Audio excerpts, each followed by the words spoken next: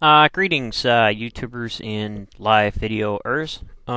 It's me, Wayman29, and I just wanted to come on and yap about a few things.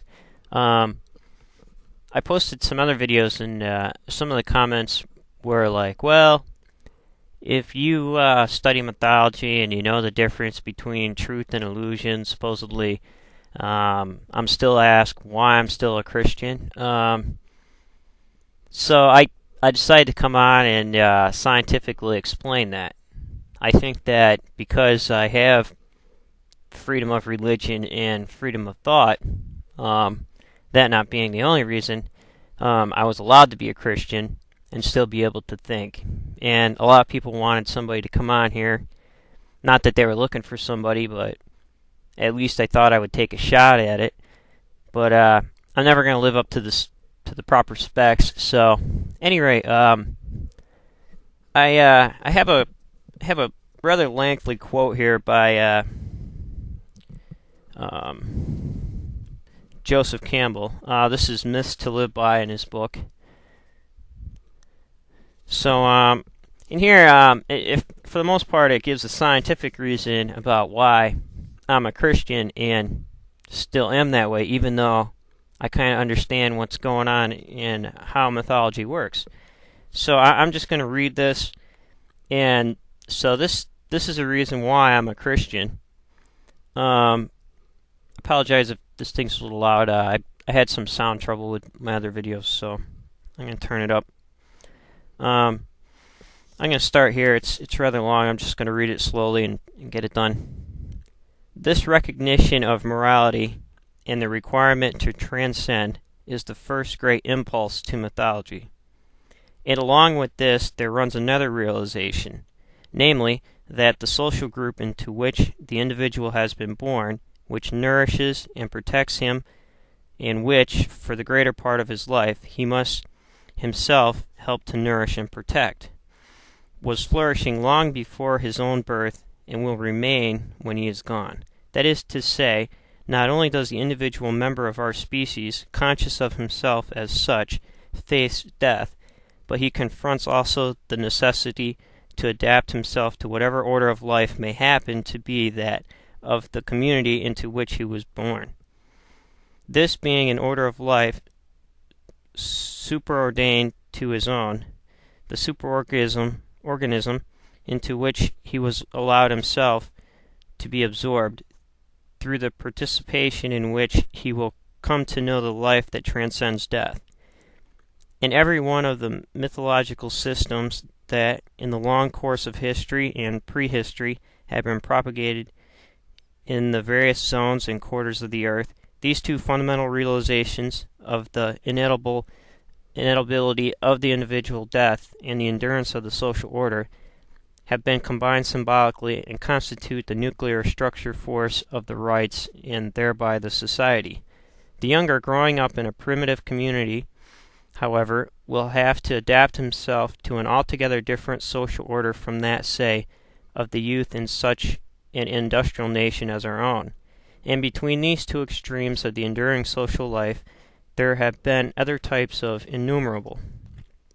Consequently, in the dual nuclear unit just named, there is to be recognized not only a factor representative of the unity of our species, but also one of differentiation. Not only does all mankind face death, but the various peoples of the world face death in greatly different ways. A cross-cultural survey of the mythologies of mankind consequently will have to note not only universals, but also the transformation of those common themes in the ranges of their occurrence. And there's a third factor, furthermore, which has everywhere exerted a persuasive influence on shaping the mythologies, a third range and context of specifically human experience, of which the developing individual becomes inevitably aware as his powers of thought and observation mature, the speculate, namely, of the universe, the natural world in which he finds himself, and the enigma of his own relation to his own existence, its magnitude, its changing form, and yet, through these, an appearance of regularity. Mankind's understanding of the universe has greatly altered in the course of the millennia, particularly most recently as our instruments of research have improved. But there are great changes also in the past. For example, in the time of the rise of the early Sumerian city-states, with their priestly observers of the heavenly courses, or in that of the Alexandrian physics and astronomers, with their concept of the earthly globe enclosed within 7 revolving celestial spheres. So, basically, to recap this long-winded article, our portion of text, that's why I would be a Christian. This recognition of morality and the requirement to transcend it is the first great impulse to mythology. And along with this, there runs another realization, namely that the social group into which the individual has been born, which nourishes and protects him for the greater part of his life, he must help to nourish and protect, because this was flourishing long before I was here. So, I don't know if anybody out there got any of that, but for the most part, that's the answer to why. I can see different trends of texts in other texts and still remain a Christian. And it's not all that complex. I think that having the idea of compartmentability in my brain to segregate certain things, put things in certain areas, I guess it's not a talent. Some people, can do it without being so polarized.